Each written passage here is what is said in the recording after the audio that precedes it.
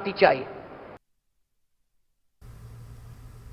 और नाज़रीन, वज़ीर-ए-आज़म नरेंद्र मोदी और ममता बनर्जी ने इन पूरे मामले पर क्या कुछ कहा है, आइए देखते हैं।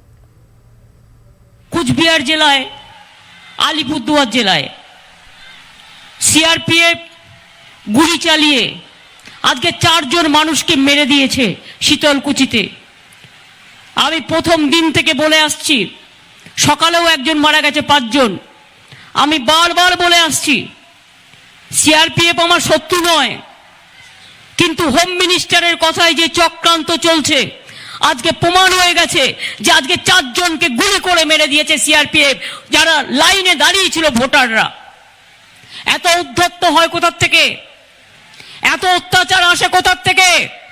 বিজেপি জানে বিজেপি হেরে গেছে, এবং হেরে গেছে বলে এখন ভোটারদের গুলি করে মারছে, কর্মীদের গুলি করে মারছে। লজ্জাও করে না, লজ্জাও করে না। আমি তবু মানুষকে বলবো শান্ত থেকে আপনারা ভোট নির্বিঘ্নে পালন করুন, কেউ কোনো অশান্তির মধ্যে যাবেন না। মনে রাখবেন, যারা অশান্তি করে তারা রাক্ষসের দল, আর যারা শান্তি রক্ষা করে তারা মানুষের দল। মানুষের দলকে মানবিকতা দিয়ে জয় করতে হবে। आपकी कुर्सी जाते देख दीदी इस स्तर पर उतर आई है, लेकिन मैं दीदी को, टीएमसी को, उनके गुंडों को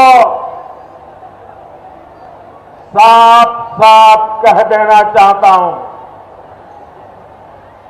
दीदी और टीएमसी की मनमानी बंगाल में नहीं चलने दी जाएगी।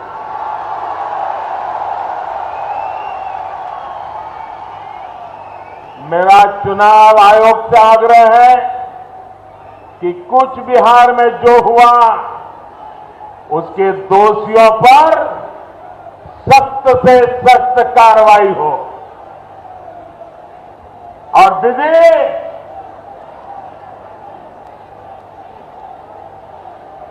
ये हिंसा